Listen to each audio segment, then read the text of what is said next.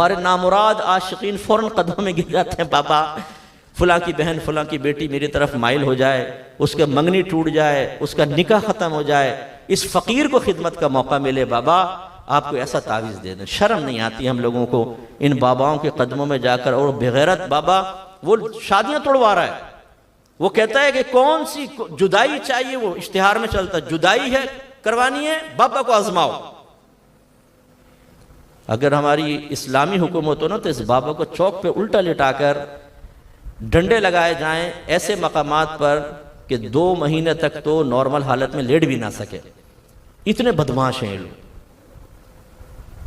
تو خلاصہ کلام یہ ہے کہ یہ ولی نہیں ہوتے۔ اللہ نے کیا فرمایا؟